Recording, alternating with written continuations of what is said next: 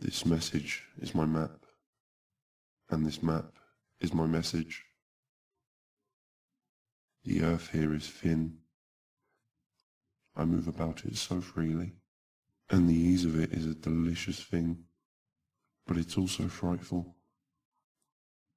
I dig my inscriptions by feel and touch, and because I know the earth, I know this will be massive for your senses. Here, in this layer of the planet, I am in between my people and your people. I float about in this soft soil like a drifting bubble, weightless and yet handled so delicately by my surroundings that my fragile dome will never burst. I am fit to drift along in euphoria. I would do this forever if granted the chance. But I have responsibilities to my people and to our mother. If I were to glide about dreamlessly in this infinite expansion of soft rock, a few fathoms beneath your man-made paved veins, I would lose myself in the arms of mother, as she would love to have me lost. That exquisite moment will not arrive until the end time comes. For now, I must finish the task I have been chosen for by our matron. She was born from the hard rock and the fire at the very core of Mother, and I so cherish and love her for choosing me to finish this map for our people. If I were to abandon my quest and return home now, I could be in the heart fire of Earth, within 2 of Mother's circles. Perhaps that holds no meaning for you, but because I have lurked beneath your pave vein in your greatest den in the homestead of New York City, I know that the word I must use is years. You measure your core by a finite passage of time in units. We message ours by Mother Earth herself, as you once did before in history, before you created the deathly grid and thought yourself too intelligent to honor the Mother. This is what saddens her, and this is the cause of the war between my people and your people. It has taken me over 1,000 of your years to reach the earth just below your pave veins and the grids of soft rock. At first, I did not understand, and I would glide along through the thin places as your slow-moving metal boxes with the rubber feet would adhere to the limited path you have provided for them. They are lumbering beasts unable to dig, deaf and dumb constructs that reflect their creators. I do not pity you, because if you had used her gifts the way they were meant to be used, you would be as my people are now. I have travelled up from the heart fire at the core and learned your grid. I have travelled it, mapped it, and meticulously crafted the crooked places above the soil. They are illogical. Why you take the soft rock from Mother's ample womb and remove it to create your own veins is beyond me. It's disgusting, and it gives me more purpose to fulfill what the matron has sent me into your thin place for.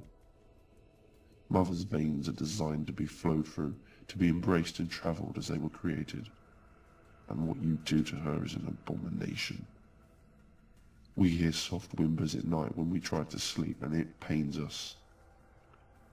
The core of fire at her heart is our resting place, and now it is plagued by the agonizing wails of the planet. She hid her grief and pain from us, but the noise was too great for us to sleep, and you have made us restless. It took time for us to coax her into revealing the source of her sorrow and anguish. That source is you and your people. You have assaulted the most beautiful of beautiful things, and for this we hate you. You have brought this upon yourselves. By the time one of your geologists finds this long message riddled throughout the endless tunnels and archways within Mother that I have dug, it will be far too late. The map is almost finished. What I dig now is only superfluous to our real motivations. I dig this message to provide an explanation, a reason for what we are about to do. We feel that we do not owe you this, but Mother feels differently, despite her scars. And so, we honour her wishes. The dig from the core has been long. When I first began in the expanses of hardened mortar, I moved slowly. Her screams chased me through the trenches of stone and furious flame as the years passed, and you continue to wound her further. Her pain was my pain, and so my progress quickened. Feeling the shudders of Mother, she caused me to burn bright, to blast through the hard rock and reach the thin places where I can move like one of your bullets. The number of trenches and veins I have burned through her is incomprehensible to your kind. They are all pathways for my people to travel from the core of fire to your thin place. I've mapped them for her, and so they need only to unleash our message in the bowels of your clouds. You will see the sky burn as bright as our home at the center, and all of you will perish. It will take some time to overgrow your atrocious pay veins with our earth, but we will help her. We will blast them into oblivion as easily as we will blast from the map beneath your beasts on rubber. We will reap the cause of her pain away in one ascending windfall, and then her wails may soften. Eventually, she will be gleeful and throbbing with life once more, and we will fall fitfully asleep, as we should be now, if it were not for your people. This map is my message, and I am growing tired of your thin placed in the crust beneath your metropolitan dens. They are an affliction to Mother's perfect face, and because you have marred her beautiful cheeks with your own tears, we will rend you with the very fire that we were born from.